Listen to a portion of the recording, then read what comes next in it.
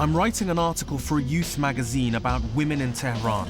It's brought me to the wealthiest suburb in the north. A friend of mine, Iranian photojournalist Nusha Tavakalian, has fixed up this meeting with her friend, who actually owns a transport company. She's Nazila Nurbashri.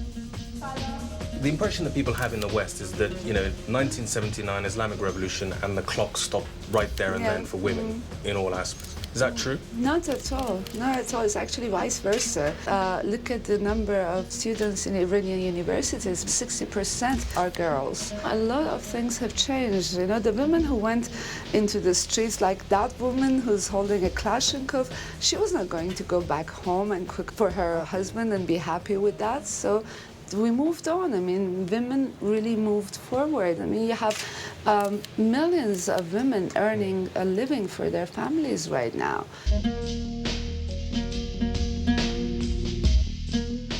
What are the restrictions that you face as a businesswoman because you're a woman? Well, it depends on how lucky you get. Certain things like the language you use. I use an entirely different language when I speak to our international partners.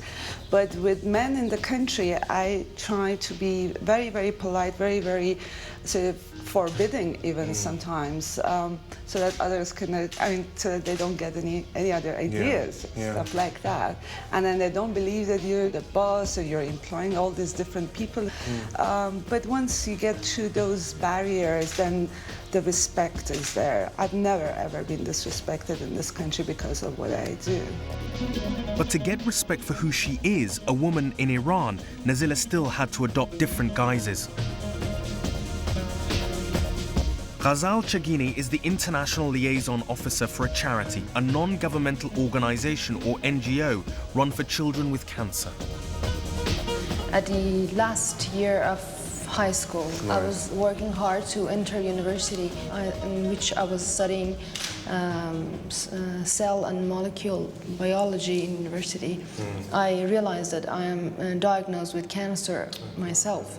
So I started to face the difficulty of the treatment and coping with this disease. So I realized exactly what is happening to these children.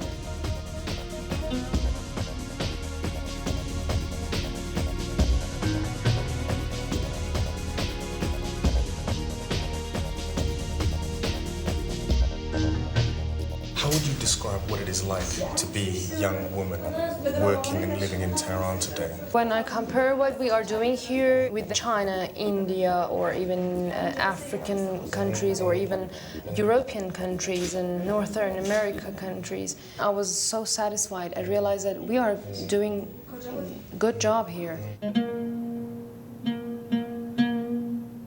So you're saying that, it gives you meaning?